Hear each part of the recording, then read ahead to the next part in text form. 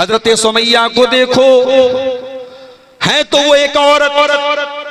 दुनिया वाले कहते औरत बड़ी कमजोर होती है, औरत बड़ी जज्बाती होती है, औरत बड़ी नाजुक होती है। मैं कहता हूं अगर औरत ईमान वाली बन जाए, तौहीद वाली बन जाए, इस्लाम वाली बन जाए, ये पहाड़ों से ज्यादा मजबूत बन सकती है। सुमैया बूढ़ी हो चुकी हैं, जवान बेटा उनका अम्मार है और उनके शौहर यासिर हैं। बाप शौहर के सामने बीवी और माँ के सामने बेटे को ये धमकी दी जा रही है। अबू जहल ये धमकी देता है, ऐ सुमैया बिन्त खय्यात, अगर तूने इस्लाम न छोड़ा, अगर तूने मोहम्मद का दीन न छोड़ा, ऐ सुमैया हम तेरे बदन के कपड़े उतार देंगे, हम तुझे मादर साथ नंगा कर देंगे, हम तुझे सर से पैर तक नंगा कर देंगे, निर्वस्त्र कर देंगे, तेरे बदन के कपड़े उतार देंगे। सुमैया बिन्त खय्यात इस्लाम छोड़ने को तैयार नहीं, तौहीद से समझौता करने को तैयार नहीं, मोहम्मद का दीन छोड़ने को तैयार नहीं।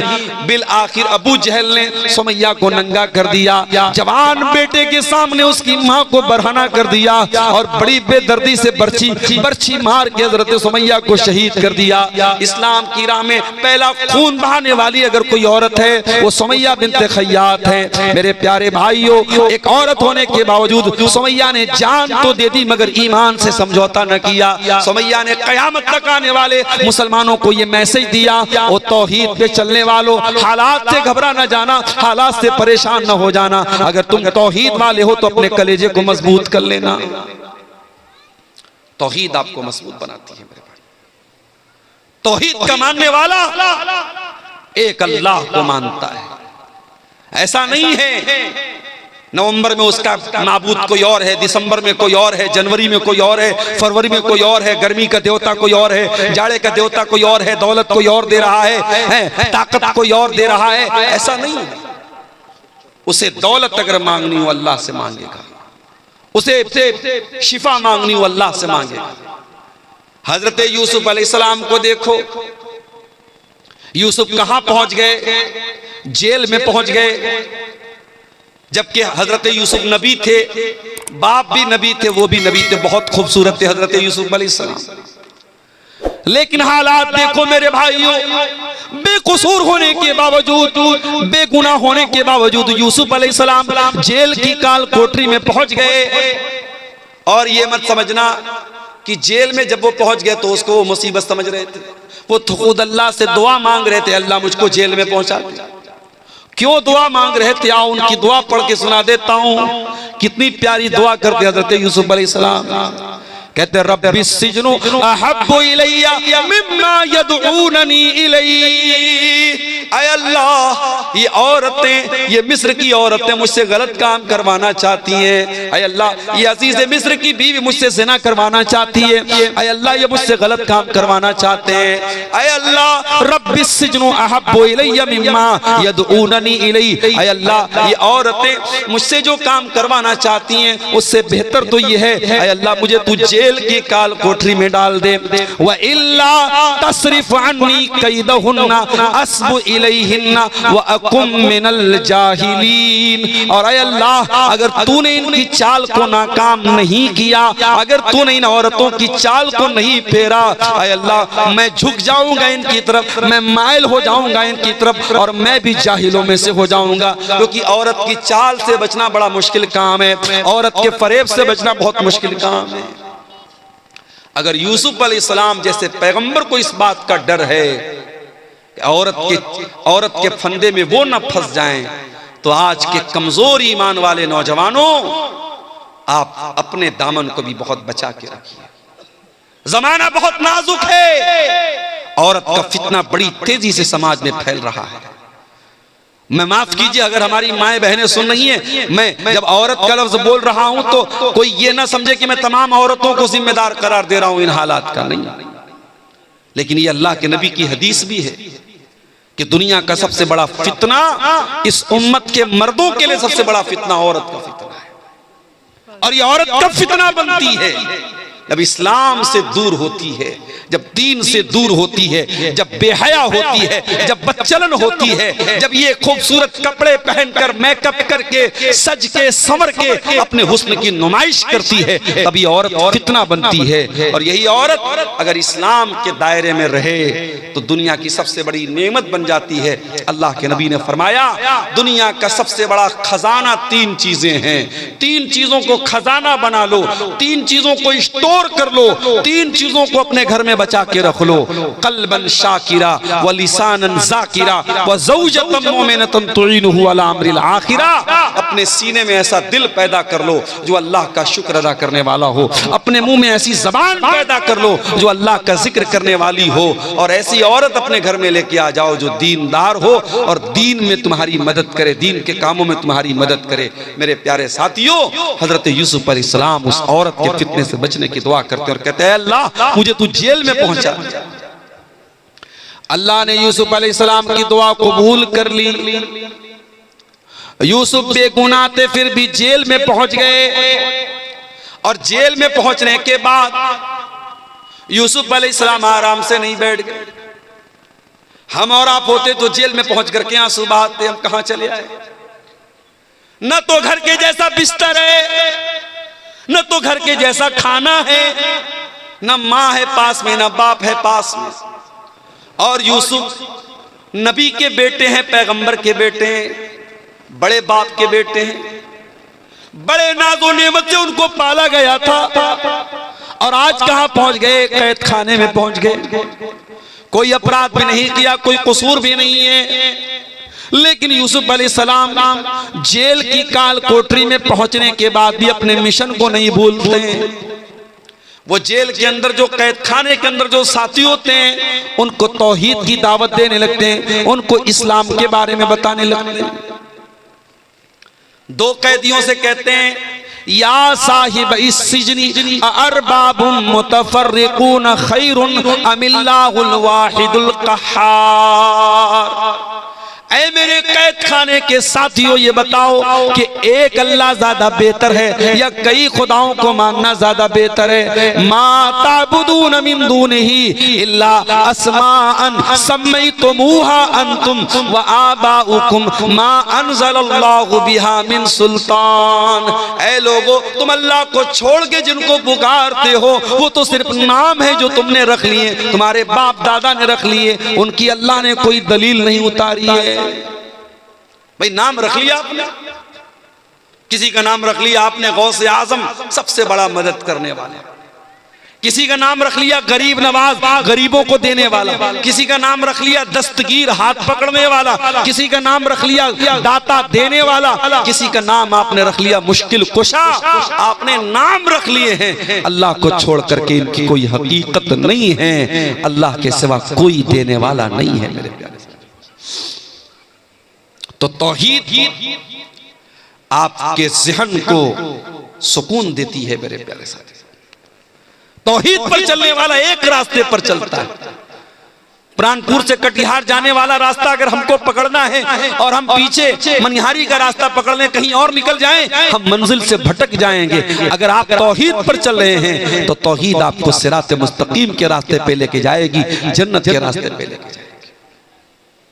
और यही वजह है तौहीद पर चलने वाला वो इधर उधर भटकता नहीं, कभी यहां कभी वहां नहीं रहता है, वो एक प्लेटफॉर्म पे रहता है। इहदिनस सिरातल मुस्तकीम। वो 5 टाइम अल्लाह से यही दुआ करता है, अल्लाह हमको सिरात मुस्तकीम पे कायम रख, हमको इसी सीधे रास्ते पे चलने की तौफीक दे। तौहीद पे चलने वाला सुकून की दौलत से माला माल होता है। मेरे प्यारे नौजवान साथियों, आपसे एक बात कहना चाहता हूं, सुकून किस चीज का नाम है? क्या ज्यादा पैसा कमा लेने का नाम सुकून है? माफ करना, बड़े बड़े अरबपतियों को रात में सोने के लिए स्लीपिंग पिल्स लेनी पड़ती है, नींद की दवाएं लेनी पड़ती हैं। और किसी गांव का कोई गरीब आदमी रात में साग रोटी खा लेता है, मछली भात खा लेता है, दाल चावल खा लेता है और आराम से सो जाता है। इसका मतलब यह हुआ कि सुकून का ताल्लुक पैसे से नहीं है। जितने सुकून के साथ वो गरीब आदमी अपनी झोपड़ी में सो रहा है, वो करोड़पति महल में उतने सुकून से नहीं सो रहा है। इसीलिए बहुत ज्यादा दौलत के पीछे ना भागो मेरे प्यारे भाइयों। दौलत कमाओ, दौलत जरूरी चीज है, लेकिन अगर दौलत मिल गई, हलाल तरीके से मिल गई, तो हराम रास्तों पे न जाना, वरना सुकून की दौलत छिन जाएगा।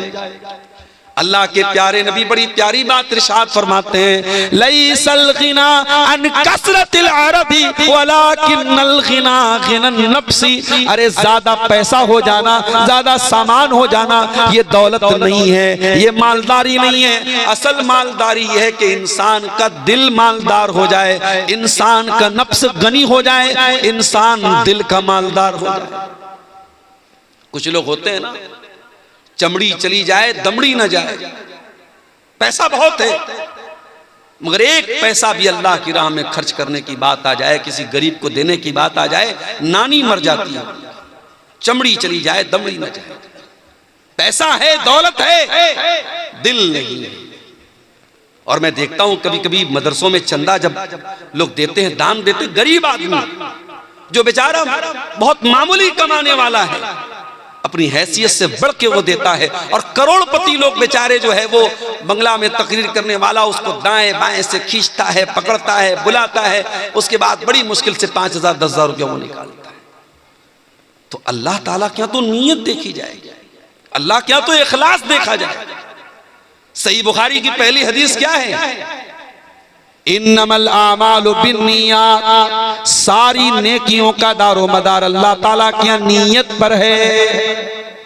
आप कटिहार छोड़ के दिल्ली जा रहे हैं, आप कटिहार छोड़ के गुवाहाटी जा रहे हैं, आप कटिहार की सरजमीन छोड़ के मुंबई जा रहे हैं, किस लिए जा रहे हैं? पैसा कमाने के लिए, बाल बच्चों का पेट भरने के लिए। और एक आदमी कटिहार छोड़ के या कोई भी जगह छोड़ के दूसरी जगह जा रहा है, क्यों जा रहा है? अपना दीन बचाने के लिए, अपना ईमान बचाने के लिए, अपने आप को इस्लाम पर अमल करने के लिए। दोनों ने शहर छोड़ा, दोनों ने वतन छोड़ा, लेकिन जिसने दीन और ईमान के लिए अपना वतन छोड़ा, उसको शरीयत में मुहाजिर कहा जाएगा, उसके अमल को हिजरत कहा जाएगा, उसको हिजरत का सवाब मिलेगा। लेकिन जो रोजी रोटी के लिए, किसी लड़की से शादी करने के लिए, किसी औरत को हासिल करने के लिए, किसी दौलत को हासिल करने के लिए अपना शहर छोड़ के जाएगा, उसको हिजरत का सवाब नहीं मिलेगा। अमल एक है, काम एक है, नीयत अलग अलग हो गई तो मामला बदल गया मेरे प्यारे साथियों। इसलिए नीयत को दुरुस्त करो। तौहीद आपकी नीयत को भी दुरुस्त करती है। अगर आपकी तौहीद पक्की होगी तो आप नमाज अल्लाह के लिए पढ़ेंगे, आप मदरसे में दान अल्लाह के लिए देंगे, आप गरीबों की मदद अल्लाह के लिए करेंगे, आप रोजा अल्लाह के लिए रखेंगे, आप हज करेंगे अल्लाह के लिए, आप ज़कात देंगे अल्लाह के लिए। अगर आपकी तौहीद पक्की है तो आपकी नीयत भी पक्की है। परसों जुमा का दिन है, फजर की नमाज में अगर आप पहुंचे, और उम्मीद है कि आप पहुंचेंगे, क्योंकि आप जलसे में अगर रात को 1-1:30 बजे 2 बजे तक जलसे में आप रह रहे हैं तो आपके अंदर दीन का बड़ा जज्बा है, बड़ा शौक है, तो आप फजर की नमाज भी जमात से जरूर पढ़ते होंगे इंशाअल्लाह। अगर आप जुमा के दिन फजर की नमाज में पहुंचे और इमाम साहब ने सुन्नत के मुताबिक पहली रकात में सूरह सजदा की तिलावत की और दूसरी रकात में उन्होंने सूरह दहर की तिलावत की, तो सूरह दहर में ये आयतें भी आप इमाम साहब के मुंह से सुनेंगे।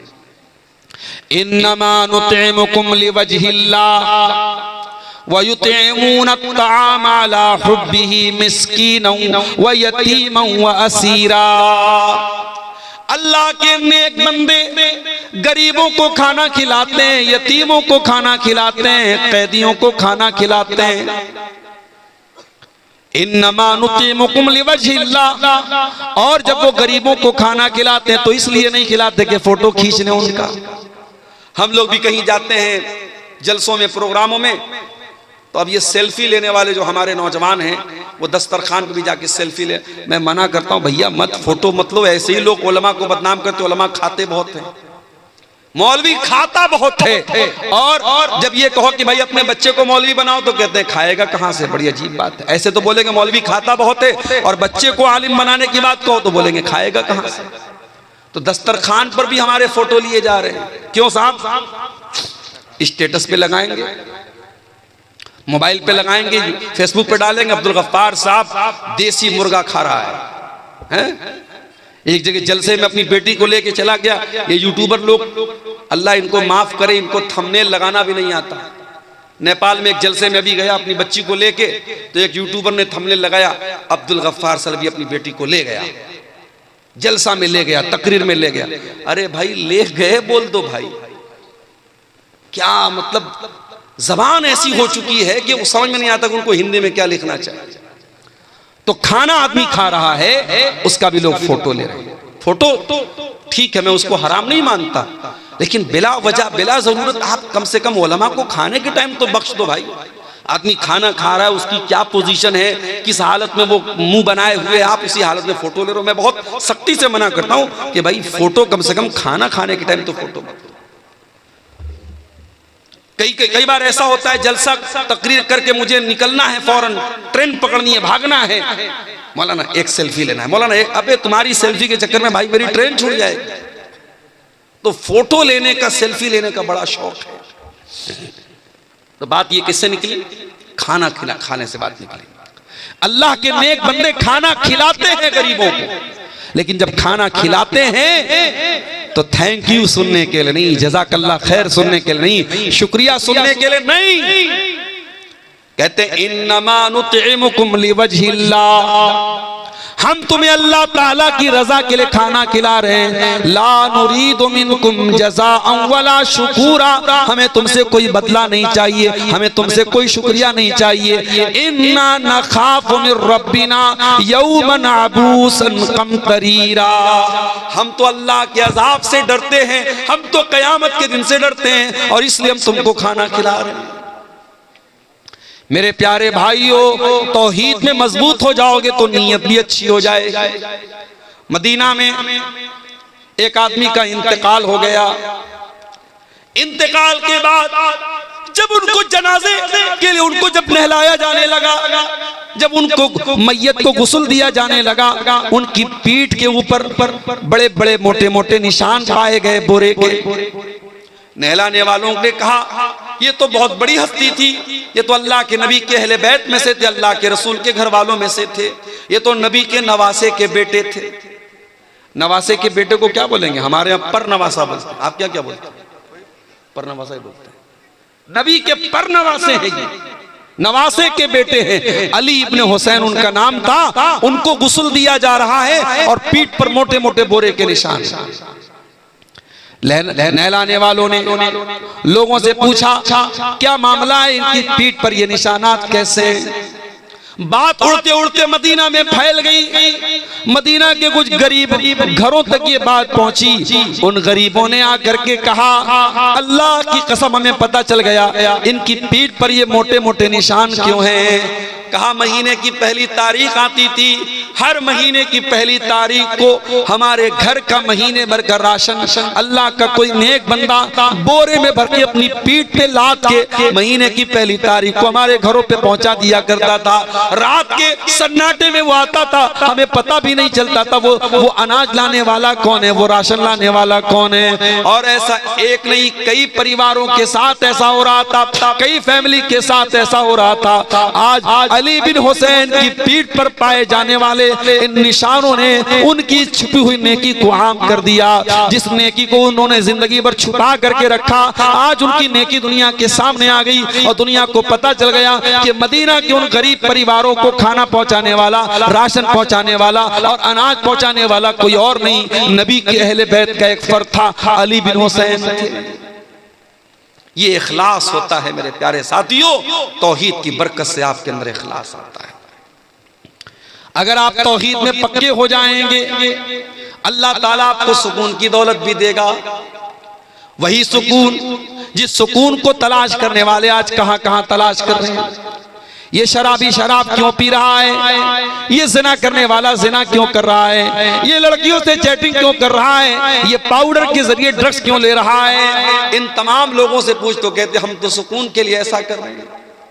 शराब पीने वाला सुकून के लिए शराब पी रहा है, सिगरेट पीने वाला सुकून के लिए सिगरेट पी रहा है, खैनी खाने वाला सिगरेट के लिए सुकून के लिए खैनी खा रहा है। यानी जितने ये नशे की चीजें हैं ये सब सुकून के लिए कर रहा है।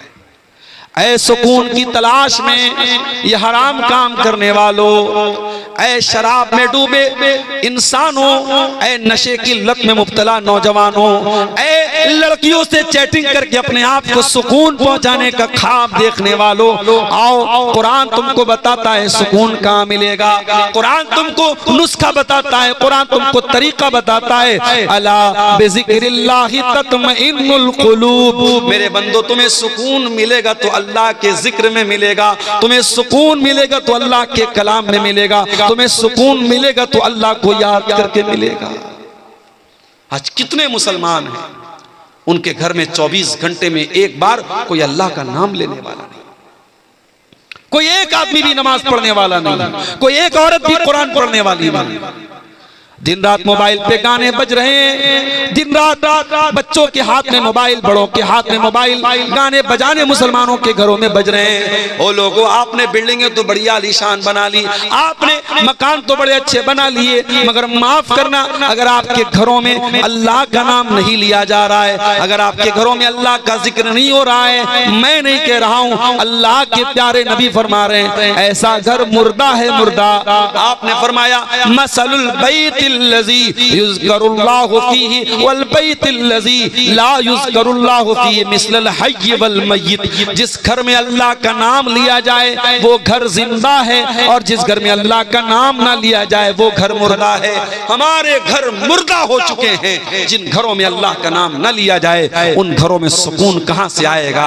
अगर आज बच्चे माँ बाप की बात नहीं मानते, माँ बाप बच्चों के साथ नाइंसाफी कर रहे हैं, भाई भाई से लड़ाई कर रहा है, देवरानी जेठानी में आज अगर झगड़े हो रहे हैं, ननद और भाभी में झगड़े हो रहे हैं, तो मेरे प्यारे साथियों घर में सुकून आए तो कहां से आए, बरकत आए तो कहां से आए। बरकत का तो तरीका हमने खो दिया है, सुकून का तरीका हमने खो दिया है। कुरान कहता है अला बिज़िक्रिल्लाहि तत्मइन्नुल कुलूब, आओ अल्लाह के जिक्र से तुमको सुकून मिलेगा। अभी मैं आज एक साइंसदान के बारे में पढ़ रहा था। थाईलैंड की एक यूनिवर्सिटी चियांग माऊ एक यूनिवर्सिटी है, उसमें एक प्रोफेसर हैं जो एनाटॉमी के प्रोफेसर हैं, और उनका नाम क्या है? उनका नाम है तेजा तेलाक। वो थाईलैंड के हैं, थाई प्रोफेसर है, एनाटॉमी के वो प्रोफेसर है। और वो एनाटॉमी का मतलब होता है इंसान के बदन की जो पार्ट्स ऑफ बॉडी हैं, जो शरीर के जो अंग हैं, उस पर वो रिसर्च करते हैं, उसके बारे में वो तहकीक करते हैं। थाईलैंड की उस यूनिवर्सिटी के प्रोफेसर साहब ने जब तहकीक करना शुरू किया, रिसर्च करना शुरू किया, एक सवाल बार बार उनको डिस्टर्ब कर रहा था कि इंसान की बॉडी में जो दर्द होता है, उस दर्द को बदन का कौन सा हिस्सा रिसीव करता है। इंसान की बॉडी में वो जो दर्द होता है, जो पेन होता है, उस दर्द को बॉडी कैसे फील करती है, बॉडी कैसे महसूस करती है। सबसे पहले बॉडी का कौन सा ऐसा अंग है जो दर्द को फील करता है। डॉक्टर साहब परेशान थे, प्रोफेसर साहब परेशान थे। अचानक किसी ने एक दिन उनको कुरान दे दिया। कुरान पढ़ते हुए सूरह निसा की आयत उनकी आंखों से गुजरी। अल्लाह ने फरमाया कुल्लमा नज़िजत जुलूदुहुम बद्दलनाहुम जुलूदन गैरहा, जब जहन्नमी जहन्नम में डाले जाएंगे उनके बदन की चमड़ी जल जाएगी, खराब हो जाएगी, हम नई चमड़ी चढ़ा देंगे, हम नई चमड़ी चढ़ा देंगे ले यज़ूक़ुल अज़ाब, ताकि बार बार वो अजाब का मजा चखें, उनको अजाब का दर्द फील हो, उनको अजाब का दर्द महसूस हो। प्रोफेसर साहब ने जब कुरान की आयत पढ़ी, उन्होंने कहा इसका मतलब ये हुआ कि शरीर में अगर कोई अंग है जो दर्द को सबसे पहले फील करता है, सबसे पहले रिसीव करता है, तो वो इंसान की स्किन है, इंसान की चमड़ी है, इंसान की त्वचा है। डॉक्टर साहब ने, वीडियो मौजूद है यूट्यूब पर, आप जाके देख लीजिए। सऊदी अरब में एक बहुत बड़ी कॉन्फ्रेंस हुई और उस कॉन्फ्रेंस में खड़े होकर के उन्होंने इस्लाम कबूल किया, ला इलाहा इल्लल्लाह मुहम्मद रसूलुल्लाह का कलमा पढ़ा, और उन्होंने कहा 1400 साल पहले अरब के एक उम्मी को ये बात किसने बताई जो मेरी पूरी जिंदगी जिंदगी की रिसर्च का निचोड़ है, पूरी जिंदगी मेहनत करने के बाद और तहकीक करने के बाद जो बात मैं बता रहा हूँ, कुरान हकीम 1400 साल पहले वो बात कैसे बता रहा है, इसका मतलब ये कुरान अल्लाह का कलाम है। मेरे प्यारे साथियों, आज अगर आप तौहीद पर पक्के हो जाएं, आप अल्लाह का जिक्र और कुरान अगर आप पढ़ना शुरू करें, आप जब बड़े बड़े प्रोफेसर, बड़े बड़े पढ़े लिखे लोगों के दिल की दुनिया बदल गई, आपके दिल की दुनिया भी बदल जाएगी। मगर हमारा दिल का आलम यह है, हमारा दिल बड़ा कठोर हो चुका है मेरे साथी, ये दिल बड़ा सख्त हो चुका है, ये दिल बड़ा कठोर हो चुका है। कुरान कहता है लौ अंज़लना हाज़ल कुरान अला जबल, इस कुरान को हमने किसी पहाड़ के ऊपर भी उतारा होता तो पहाड़ भी अल्लाह के खौफ से रेजा रेजा हो जाता। लरअयतहु खाशियम मुतसद्दिअम मिन खशियतिल्लाह, इस कुरान के अंदर वो पावर है कि बड़े बड़े पहाड़ को भी चकनाचूर कर सकता है, लेकिन इंसान के दिल पर आज कुरान का कोई असर नहीं हो रहा है। क्यों? क्योंकि पहाड़ से ज्यादा कठोर हो चुका है इंसान का दिल। मेरे प्यारे साथियों, सुकून की दौलत भी इसी कुरान के जरिए मिलेगी, इसी अल्लाह के जिक्र के जरिए मिलेगी। और जो आदमी तौहीद के रास्ते पर चलता है उसके दिल को अल्लाह ताला सुकून की दौलत से भी माला माल कर देता है। मूसा अलैहिस्सलाम को देखिए, बनी इस्राइल को लेके जा रहे हैं, फिरौन को पता चला, फिरौन ने पीछा किया, सामने दरियाए कुलजुम आ गया। मूसा अलैहिस्सलाम के साथियों ने क्या किया है, मूसा इन्ना लमुद्रकून, अब तो हम पकड़ लिए जाएंगे, अब हमें कौन बचाएगा। मूसा अलैहिस्सलाम ने बड़े इत्मीनान से जवाब दिया, कल्ला इन्न मइया रब्बी सयहदीन, ऐ मेरी कौम के लोगों, मेरा रब मेरे साथ है, मेरा अल्लाह मेरे साथ है, वो जरूर कोई ना कोई रास्ता निकालेगा। ये सुकून हजरत मूसा के दिल में कैसे पैदा हुआ? ये तौहीद की बदौलत पैदा हुआ। जब इंसान की तौहीद पक्की होगी, जब अल्लाह पर यकीन पक्का होगा, बड़े बड़े मुश्किल हालात में भी वही सुकून उसके दिल में मौजूद होगा। मूसा अलैहिस्सलाम ने कहा मेरा रब मेरे साथ है, वो जरूर कोई ना कोई रास्ता निकालेगा। फ़अवहैना इला मूसा अन इज़रिब बिअसाकल बहरा फनफलक फकान कुल्लु फिरकिन कत्तौदिल अज़ीम। अल्लाह फरमाता है हमने मूसा से कहा, ऐ मूसा तू पानी के ऊपर अपने आसा को, अपनी लाठी को मार दे, पानी फट जाएगा और दोनों तरफ पानी रुक जाएगा और बीच में रास्ता बन जाएगा। पानी के ऊपर कभी रास्ता बनते देखा है? मनिहारी का ब्रिज बन रहा है, कितने जमाने से काम चल रहा है, अभी लोग बता रहे 2026-27 में काम कंप्लीट होगा। पानी के अंदर ब्रिज बनाना आसान काम नहीं है, पानी के अंदर पिलर खड़ा करना आसान काम नहीं है। अल्लाह ताला की टेक्नोलॉजी देखो मेरे भाई, अल्लाह ने पानी को रोक दिया दोनों तरफ और बीच में रोड बन गई, रास्ता बन गया और मूसा अलैहिस्सलाम अपने साथियों के साथ बड़े आराम से पानी को क्रॉस कर गए। अल्लाह ताला की जो टेक्नोलॉजी होती है, अल्लाह की जो तदबीर होती है, इंसान वहां तक पहुंच भी नहीं सकता।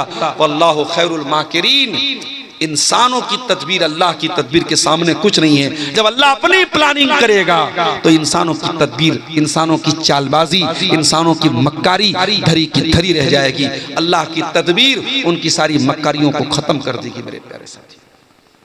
तो तौहीद पे चलने वाला सुकून की दौलत से माला माल होता है। जो इंसान तौहीद पर चलता है वो अल्लाह के कैमरे से हमेशा डरता रहता है। दुनिया का कैमरा, आज आप किसी बड़े मार्केट में चले जाएं, कटिहार के किसी बड़े दुकान में, मॉल में चले जाएं, आप मालदा में चले जाएं, आसपास पूर्णिया चले जाएं, बड़ी बड़ी दुकानों पे कैमरे लगे हैं। क्यों लगे हैं भाई?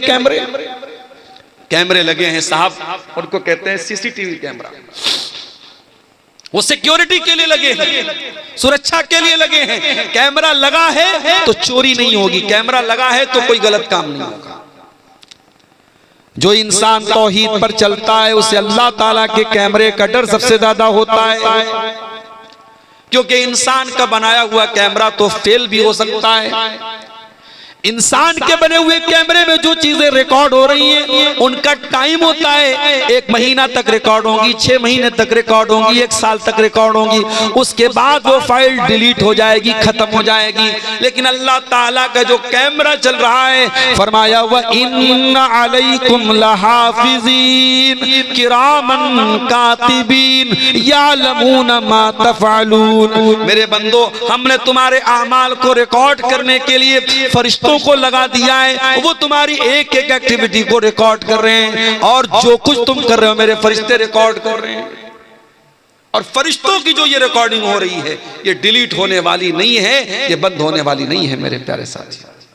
जो इंसान तौहीद पे चलता है उसे अल्लाह की पकड़ का डर होता है कि अल्लाह ताला से बच के कहां जाएंगे। यही वजह है हजरत लुकमान अपने बच्चे से कहते हैं, या बुनैया इन्नहा इन तकुम मिस्काला हब्बतिन मिन खरदल, ऐ मेरे बच्चे, अगर एक राई के दाने के बराबर भी कोई चीज होगी, फतकुन फी सखरा, और किसी चट्टान के अंदर वो चीज छुपी हुई होगी, औ फी समा, आसमानों में कहीं होगी, औ फिल अर्ज़ी, या जमीन पे कहीं होगी, अल्लाह ताला राई के दाने के बराबर चीज को भी सामने ले आए। अल्लाह के नबी के पास एक सहाबी आए, कहा अल्लाह के रसूल, मेरे कुछ गुलाम हैं, मेरे साथ बदतमीजी करते हैं, मैं कभी कभी मार देता हूं, बुरा भला कह देता हूं। अरे अल्लाह के रसूल, क्या मेरी पकड़ होगी अल्लाह के यहां? अपने गुलामों को अगर मार दिया, पीट दिया, बुरा भला कह दिया, क्या मेरी पकड़ होगी अल्लाह के यहां? अल्लाह के नबी ने कुरान की आयत पढ़ी, वनज़उल मवाज़ीनल क़िस्त लियौमिल क़ियामह, हम क़यामत के दिन इंसाफ का तराजू रखेंगे, फला तुज़लमु नफ्सुन शैया, और क़यामत के दिन अल्लाह के तराजू पर किसी के साथ कोई अन्याय नहीं होगा। व इनकान मिस्काल हब्बतिन मिन खरदलिन अतैना बिहा, और एक राई के दाने के बराबर भी अगर तुम्हारा कोई अमल होगा अल्लाह के तराजू पर सामने आ जाएगा। व कफा बिना हासिबीन, मेरे बंदो, जब हम हिसाब लेंगे तो पूरा पूरा लेंगे। अल्लाह के नबी ने कुरान की आयत पढ़ी और कहा कि ऐ मेरे सहाबी, आप अपने गुलामों को जो मारते हैं, पीटते हैं, जो बुरा भला कहते हैं, उसको कैलकुलेट किया जाएगा, उसको नापा जाएगा, उसको तौला जाएगा। अगर आपके गुलामों की जो बदतमीजी है, आपके गुलामों की जो नाफरमानी है, अगर वो ज्यादा निकली और आपकी सजा कम निकली तो आपको उनकी नेकी मिल जाएगी, आपके गुनाह कुछ कम हो जाएंगे। लेकिन अगर आपने अपने गुलामों को जो सजा दी है, जो मारा है, जो पीटा है, अगर आपकी सजा ज्यादा है और आपके गुलामों की गलती कम है तो फिर उनके गुनाह आपके ऊपर लादे जाएंगे और आपको अपनी नेकियों से हाथ धोना पड़ेगा। अल्लाह। सहाबी एक कोने में जाके रोने लगे, बड़ी देर तक रोते रहे, आंसू बहाते रहे और रोते हुए कहने लगे, अल्लाह के नबी, इन्नी उशहिदुका अला अन्नहुम अहरार, अल्लाह के नबी, इतना बड़ा खतरा मैं मोल नहीं ले सकता, अपने गुलामों को मैं मार रहा हूँ, पीट रहा हूँ, अगर इसके बदले कयामत के दिन मुझे उनके गुनाह मेरे ऊपर लाद दिए जाएं और मेरी नेकियों से मुझे हाथ धोना पड़े, मैं इतना बड़ा रिस्क नहीं ले सकता, मैं इतना बड़ा खतरा मोल नहीं ले सकता। अल्लाह के नबी, मैं आपको गवाह बना के कहता हूँ, मैं अपने सारे गुलामों को आजाद कर रहा हूं। अल्लाह अकबर। ये होती है तौहीद की बरकत। जब इंसान तौहीद पे चलता है उसके दिल में अल्लाह का डर होता है कि मुझे अल्लाह को हिसाब देना है। और जब तौहीद पर नहीं चलता है, जब अल्लाह का कोई डर नहीं होता है तो चोर बन जाता है, बेईमान बन जाता है, करप्ट बन जाता है, भ्रष्टाचारी बन जाता है। मेरे प्यारे साथियों, हजरत अब्दुल्लाह इब्न उमर को देखो, सफर में जा रहे हैं, प्यास लगी, भूख लगी, एक चरवाहा उनको मिला, देखा चरवाहे के साथ बकरियां बहुत सारी हैं, कहा कि है मेरे भाई किसी बकरी का दूध पिला दे, मैं कीमत दे देता हूं, पैसा दे देता हूं। चरवाहा बोला कि नहीं, ये बकरियां मेरी नहीं है, मेरे मालिक की है, मुझे सिर्फ बकरी चराने को बोला गया है, मैं किसी बकरी का दूध आपको नहीं पिला सकता। अब्दुल्लाह इब्न उमर को बड़ी हैरत हुई, ये चरवाहा आदमी है, गुलाम है, इसको इतनी अकल है, इतना शऊर है कि मैंने बकरी का दूध मांगा, ये नहीं दे रहा है, कह रहा है मेरे मालिक की बकरी है। उन्होंने आजमाने के लिए, उसका इम्तिहान लेने के लिए कहा, ऐ चरवाहे एक काम कर दो, अपनी बकरियों में से एक बकरी मुझको दे दे, मैं तुझको उसकी कीमत दे देता हूं। मालिक पूछे तो बता देना कि बकरी को भेड़िया लेके चला गया, भेड़िया आया तो एक बकरी को लेके चला गया। मालिक तुझे कोई सजा नहीं देगा और तुझे पैसे भी मिल जाएंगे, तेरा भी काम बन जाएगा, मेरा भी काम बन जाएगा। मैं बकरी का दूध दूह लूंगा, जरूरत पड़ी तो ज़बा कर लूंगा, मेरा भी फायदा तेरा भी फायदा। चरवाहे ने कहा बहुत अच्छे, बहुत अच्छे, बहुत अच्छा ऑफर पेश किया। अय अब्दुल्लाह इब्न उमर, आपका ऑफर बुरा नहीं, आपका ऑफर बहुत अच्छा है, आप भी खुश, मैं भी खुश, मालिक भी खुश। बस मुझे एक सवाल का जवाब दे दीजिए, फ़अय्न अल्लाह, अल्लाह को क्या जवाब दूंगा? कल अल्लाह पूछेगा कयामत के दिन कि तूने अपने मालिक के साथ गद्दारी की, चीटिंग की, फ्रॉड किया, धोखा किया, बेवकूफ बनाया अपने मालिक को, मैं अल्लाह को क्या जवाब दूंगा? बस मुझको इतना बता दीजिए। उस चरवाहे के मुंह से फ़अय्न अल्लाह, अल्लाह कहा गया, मैं अल्लाह को क्या जवाब दूंगा? ये सुनकर के अब्दुल्लाह बिन उमर रोने लगे, आंखों से आंसू जारी हो गए। पूछा तेरा मालिक कौन है? मदीना आए, मालिक का पता लगाया और मालिक को कीमत दे करके उस गुलाम को आजाद कर दिया। और आजाद करने के टाइम उस गुलाम से कहा, ऐ चरवाहे, ऐ कल तक तू गुलाम रहने वाला इंसान, आज इस तरह एक जुमले ने तुझको दुनिया की गुलामी से बचा लिया है और मुझे उम्मीद है कल कयामत के दिन जहन्नम की आग से भी तुझे ये जुमला बचा लेगा। अल्लाह अकबर। अल्लाह का ये डर, तौहीद जब दिल में होगी तब पैदा होगा मेरे साथी। जब आप तौहीद के पक्के होंगे तो अल्लाह का ये डर आपके दिल में पैदा हो जाएगा। हजरत उमर को देखो, गश्त लगा रहे हैं अपने दौरे हुकूमत में, दुनिया आराम से सोती है और उमर फारूक आम लोगों का कपड़ा पहन के गश्त लगाते हैं पूरे इलाके में, पूरे मदीना में। कौन भूखा है, कौन प्यासा है, कौन परेशान है, लोगों की मदद करते हैं। हजरत उमर का गुजर एक मकान के पास से होता है, अंदर से एक औरत की आवाज आती है। औरत अपनी बच्ची से कह रही है, अपनी बेटी से कह रही है, ऐ बेटी सुबह दूध बेचने जाना है, उठ करके तू दूध में पानी मिला दे। बेटी कहती अम्मी जान, क्या आपने अमीरुल मोमिनीन का ऑर्डर नहीं सुना? क्या हजरत उमर का हुक्म आपने नहीं सुना कि दूध में पानी मिलाना अपराध और जुर्म है? अम्मी जान, आप कानून की खिलाफ वर्जी कैसे कर सकती हैं? मां ने कहा बेटा, रात का सन्नाटा है, उमर आराम से अपने घर में लेटे होंगे, उमर कहां यहां देख रहे हैं, तू उठ करके दूध में पानी मिला। बेटी ने कहा अम्मी जान, उमर ला यराना फरब्बु उमर यराना, अगर उमर हमको नहीं देख रहे कोई बात नहीं, उमर का रब तो हमको देख रहा है। अम्मी जान, कल कयामत के दिन अल्लाह ताला पूछेगा, जब उमर का रब पूछेगा कि तूने दूध में पानी मिला करके फ्रॉड क्यों किया, धोखा क्यों किया, तूने लोगों को असली दूध के नाम पे मिलावटी दूध क्यों बेचा? अम्मी जान, हम अल्लाह को क्या जवाब देंगे? क्या अल्लाह भी नहीं देख रहा है?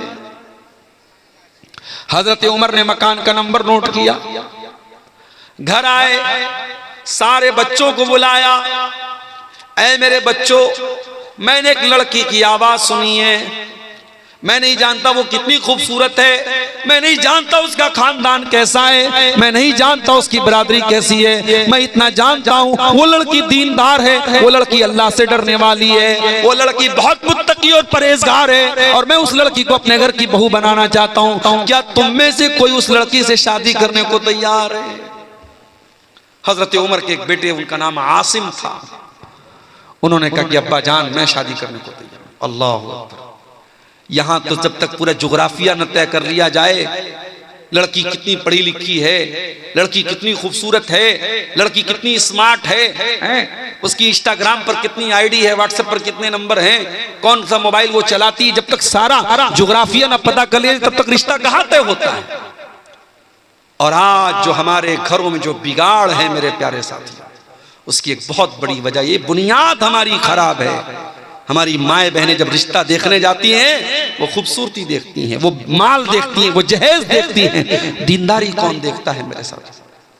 दीनदार बच्चियां घरों में बैठी हैं, कोई रिश्ता पूछने वाला नहीं है। अगर उनकी शक्ल सूरत कुछ कम है, कुछ 19 है, कुछ रंग सांवला है, बहुत दीनदार है, बहुत अच्छी है, बहुत नमाजी है, बहुत इल्म वाली है, उनके रिश्ते अच्छे नहीं मिल रहे हैं। और जो बदचलन भी है, बेहया भी है, बेशरम भी है, लेकिन खूबसूरत है, उसके रिश्ते फौरन मिल जाते हैं। मेरे प्यारे भाइयों, जब आपने खूबसूरती को मेयार बनाया है, जब आपने रंग को मेयार बनाया है, जब आपने हुस्न को मेयार बनाया है और दीन को साइड रख दिया है, तो फिर रोते क्यों हो? फिर रोने की क्या जरूरत है? आपने जो बोया है वही काट रहे हो। जब आपने खूबसूरत बहू लाए हैं आप, अच्छा बहू आई, 1 साल के बाद माँ बाप कहते हैं हमारा बेटा तो हमारे हाथ से निकल गया। जरा बहू के कमरे में जाके देखो, बहू के कमरे में जो बेड है वो किसने दिया? ससुर ने दिया। अलमारी किसने दी? ससुराल से मिली। आपका बेटा जिस फ्रिज का पानी पी रहा है वो कहां से आई? ससुराल से आई। आपका बेटा जिस बुलेट पे घूम रहा है वो बुलेट कहां से आई? ससुराल से आई। गाड़ी ससुराल की, मसेरी ससुराल की, फ्रिज ससुराल की, अलमारी ससुराल की।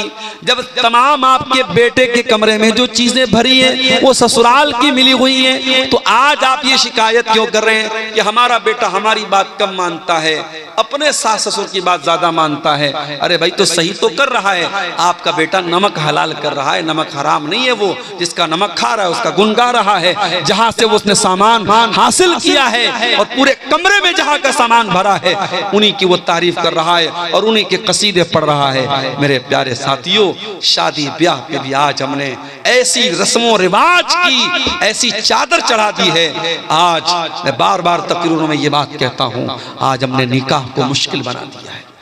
आज एक गरीब आदमी अपने लड़का लड़की की शादी करना चाहे, दुनिया भर के मसले हैं। लड़की की शादी है तो जहेज का इंतजाम करना है और इसी तरीके से जेवर का इंतजाम करना है, 500 बारातियों का इंतजाम करना है। और लड़के की शादी है तो उसमें भी इतने का खाना होना ही चाहिए। अब आपके शेरशाबादियों में कभी मैं किसी शादी में शामिल नहीं हुआ। हमारे बनारस में एक जमाने में लोग घरों में दावत कर लेते थे, अब साहब शादी हॉल में दावत होती है।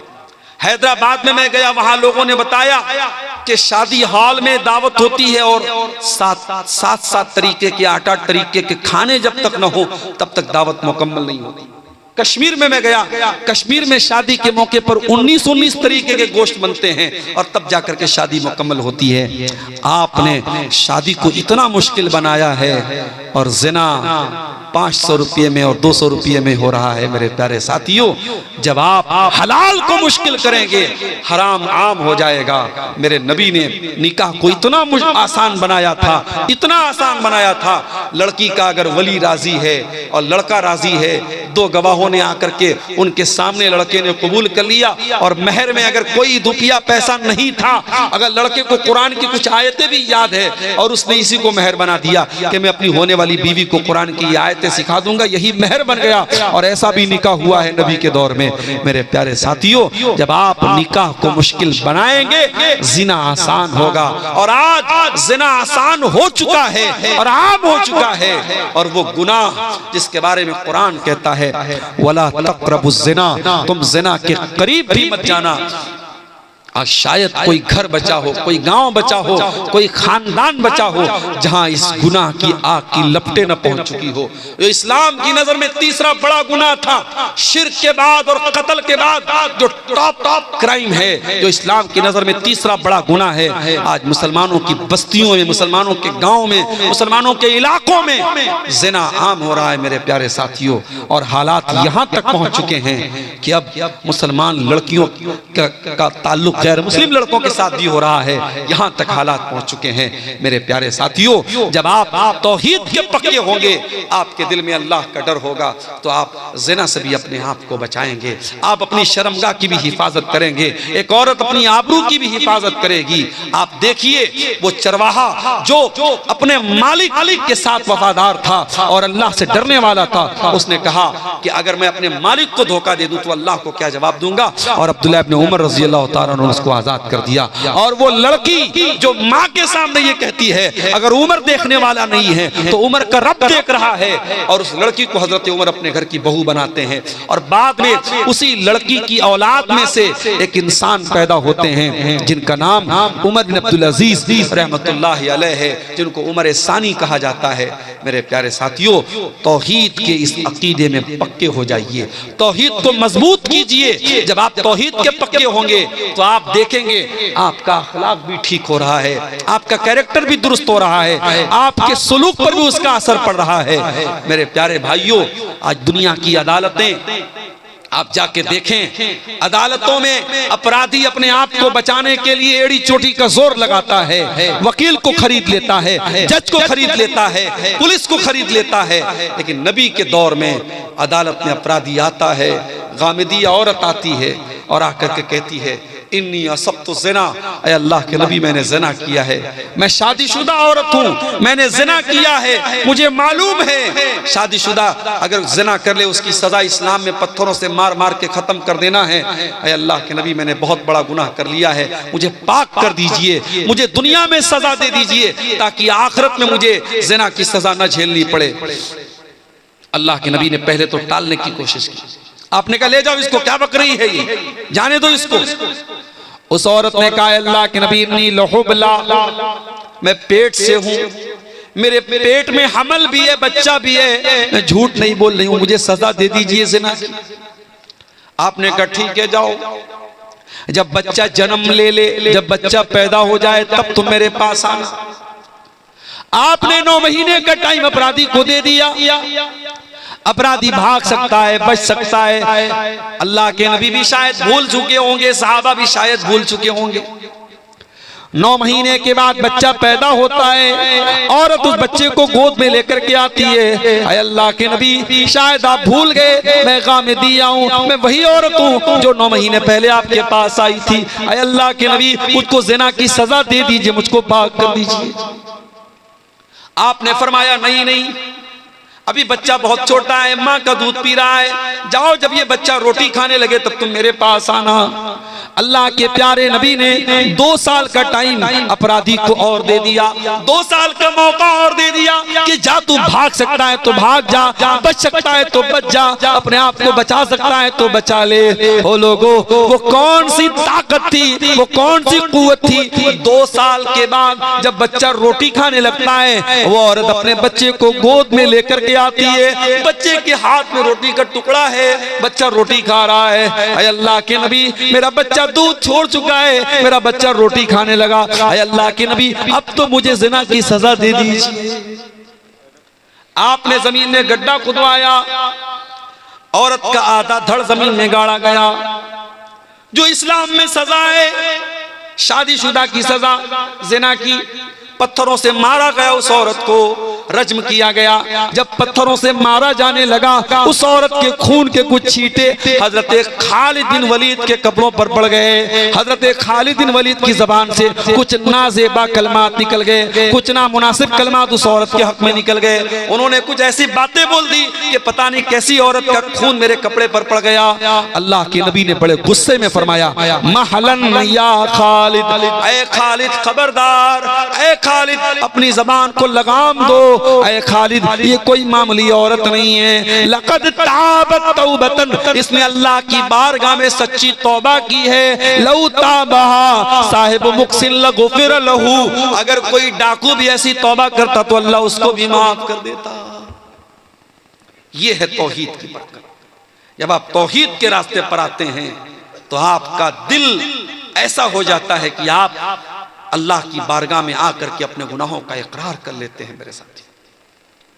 इसलिए मेरे प्यारे भाइयों, जो गुनाहों के बोझ से बोझल बना हुआ है, जो गुनाहों की जंजीरों में जकड़ा हुआ है, आओ ये रात का सन्नाटा है, ये रात का सुहाना वक्त है, जाओ वजू करके अपने कमरे में, अपने मस्जिद में, ये जहां भी मुनासिब हो जाकर के अल्लाह के सामने सजदे में सर झुका दो और अल्लाह के सामने अपने गुनाहों का रोना रो लो, अल्लाह के सामने अपनी गलतियों का इकरार कर लो। यकीन जानो जब अल्लाह के सामने तुम सर झुका दोगे मेरे प्यारे साथियों, फिर आपको कहीं और सर झुकाना नहीं पड़ेगा। शायर कहता है वो एक सजदा जिसे तू गिरा समझता है, 1000 सजदों से देता है आदमी को नजात।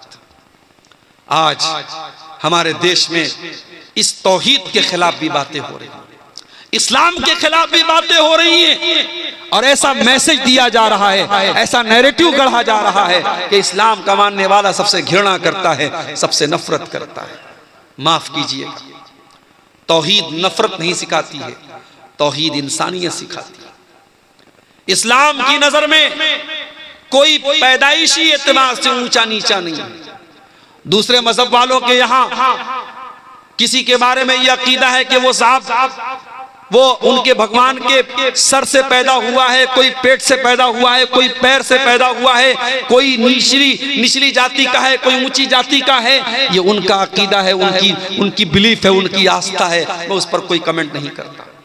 मगर इस्लाम क्या कहता है? या अय्युहन्नास इन्ना खलकनाकुम मिन ज़करिन व उन्सा व जअलनाकुम शुऊबन व क़बाइल लितारफू इन्न अक्रमकुम इंदल्लाहि अत्क़ाकुम। हे मानव जाति, हे इंसानों, तुम एक माता पिता की संतान हो, आदम की औलाद हो, हव्वा की औलाद हो। हाँ, तुम्हारे कबीले अलग अलग है, तुम्हारे खानदान अलग अलग हैं। कोई शेरशाहबादी है, कोई अंसारी है, कोई शेख है, कोई बंगाली है, कोई बिहार का रहने वाला है, कोई कुरैशी है, कोई उस्मानी है, कोई कुछ है। ये खानदान अलग अलग हैं, ये बरादरियां अलग अलग हैं। ओ लोगों, ये बरादरियां इसलिए नहीं है लितारफू, ताकि तुम एक दूसरे को अपने से ऊंचा समझो। नहीं, ये बिरादरियां तो पहचान के लिए हैं, ये बिरादरियां तो तुम्हें एक दूसरे को जानने के लिए हैं। इन्ना अक्रमकुम इंदल्लाहि अत्क़ाकुम, अल्लाह ताला क्या तुम्हारी मेरिट अगर बनेगी तो तकवा की बुनियाद पे बनेगी। अल्लाह क्या तुम्हारा दर्जा अगर तय होगा तो तकवा की बुनियाद पर होगा। आप कौन सी बिरादरी के हैं, कौन से खानदान के हैं, आपका बाप कौन था, अल्लाह क्या ये नहीं देखा जाएगा? अल्लाह क्या आपका तकवा आपकी मेरिट तय करेगा। मेरे प्यारे साथियों, हजरत नूह अलैहिस्सलाम का बेटा एक नबी का बेटा होने के बावजूद डूब गया, और शायर कहता है बगावत पर हुआ आमादा तो डूबे नूह का बेटा। यहाँ नामो नसब की बरतरी से कुछ नहीं होता। नबी का अपना चचा अबू लहब बहुत खूबसूरत भी था, बहुत गोरा चट्टा भी था, अब्दुल मुत्तलिब का बेटा था, हाशिम का पोता था, मालदार भी था। लेकिन उसने जब इस्लाम की मुखालफत की, जब तौहीद की मुखालफत की, क़यामत तक के लिए कुरान में उसके बारे में आयत नाजिल हो गई, तब्बत यदा अबी लहबिन व तब, अबू लहब के दोनों हाथ टूट जाए और अबू लहब बर्बाद हो जाए। मेरे प्यारे साथियों, इसलिए आप जब तौहीद के रास्ते पर चलते हैं तो तौहीद एक ऐसी चीज है जो आपको इंसानी भाईचारा भी देती है। इसलिए भारत में जो लोग ये गलतफहमी फैला रहे हैं कि इस्लाम नफरत को बढ़ावा देता है, नहीं, इस्लाम तो भाईचारे को बढ़ावा देता है। हाँ, इस्लाम ये जरूर सिखाता है कि सृष्टि करने वाले की इबादत करो, मखलूक की नहीं, खालिक की इबादत करो, क्रिएशन की नहीं, क्रिएटर की इबादत करो, जमीन व आसमान की नहीं, जमीन व आसमान बनाने वाले की इबादत करो। दुनिया की और सारी मजहबी जो ताकतें हैं वो ये कहती हैं सब कुछ खुदा है, और इस्लाम ये कहता है सब कुछ खुदा का है, सब कुछ अल्लाह का है, सब कुछ अल्लाह की तरफ से है। और जब मरने वाला मरता है मुसलमानों के यहाँ तो हम एक जुमला पढ़ते हैं, इन्ना लिल्लाहि व इन्ना इलैहि राजिऊन, कि हम सब अल्लाह की प्रॉपर्टी हैं और हमें मर के अल्लाह ही की तरफ पलट के जाना है। मेरे प्यारे साथियों, तौहीद के कुछ समरात और तौहीद के कुछ फवायद मैंने आपके सामने बयान किए हैं। मैं उम्मीद करता हूँ कि आप इस जो मैसेज दिया गया है इस तकरीर में, तौहीद का जो दर्स आपके सामने रखा गया है, उसको आप अपने ज़हनों में उतारेंगे। हम अल्लाह से दुआ करते हैं रब्बुल आलमीन हमें कलमे तौहीद के तकाज़ों को समझने की तौफीक अता फरमा। रब्बुल आलमीन हमें मरते दम तक तौहीद पे चलने वाला बना दे। इलाल आलमीन हमें शिर्क व बिदअत से हमारी हिफाजत फरमा।